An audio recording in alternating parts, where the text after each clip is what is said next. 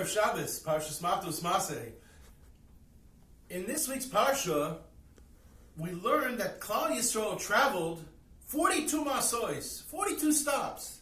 We know that Klal Yisrael, through the generations, in this bitter galus, that right now we're in the midst of the Bein HaMitzarim, Erev Rosh Chodesh Av, being misabel on the Beis HaMikdash, Yerushalayim HaKodesh's Churban.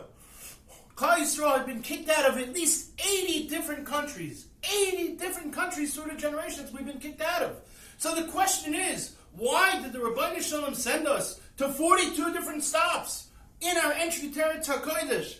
Why did Klal Yisrael send us to 80 different countries to be expelled from, and in each and every one of our personal lives? Why does the Rabbeinu Shalom send us to so many strange places and to encounter so many strange people?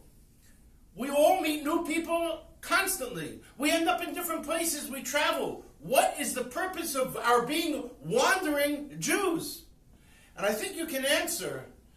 I heard once from Rabbi Yitzchak Frankel, whose Rebbe was Rav Moshe Feinstein. Rav Moshe Feinstein, Zichron Levracha, had said, there's no such thing as two Yidden being in the same Dalet Amis without it being Nigzar Melamala. That means if you walk into an elevator and there's another Yiddish neshama there, whether it's a blatantly obvious Yiddish neshama with a board and pious, or a yarmulke, or whether he's got tattoos all over, and he's got nose piercing and earring piercings, if it's a Yiddish neshama, there's a reason that you've been there with him, and that he or she is there with you.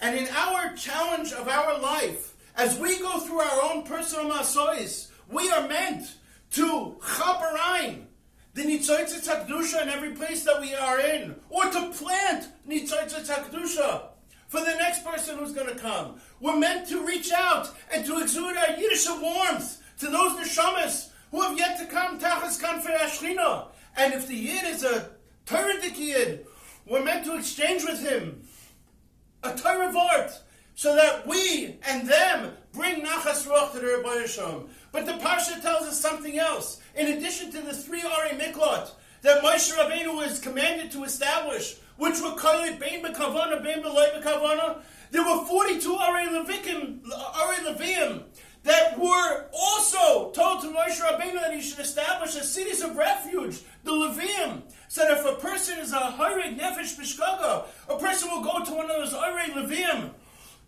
and through being at that Ir Levi, he'll be protected. So I was thinking there's a beautiful, beautiful connection between the 42 Masois and the 42 Arei Miklot. You see, when a person goes to the Ir Miklot, he's elevated spiritually by the Torah of the Leviim, by the Shira of the Leviim, by the warmth of the Leviim, and that protects his neshama and his misakein, those Nitzotzes HaKdusha within his own personal neshama that he has caused to be destroyed or debilitated by the Hareg Nefesh B'Shchaga Chet, and that is mistaking his neshama. Similarly, with the 42 Masois, as we travel, New York, Tel Aviv, Beit Shemesh, Sydney, lo mishnah where, in each place we encounter another Yid, we have to reach out, embrace that Yid, greet that Yid with a smile, b'simcha b'tuv levav, talk to that Yid about the Rebbeinu Shalom and the godless Habayre, interact with another Yid. And perhaps that's why we have a Kiddush even after davening, to create Varmkeit, that Varmkeit between one Yid and another, particularly during this time of Bein HaMitzarim, when the Churban Bayis came. Why? Because of Sinas Chinam. Let's strengthen our Ahavas Chinam. Let's make every Yid that we interact with feel special, that he is a Yid no matter where he's coming from. That is our tafkid during these 3 weeks, Rabbi Say.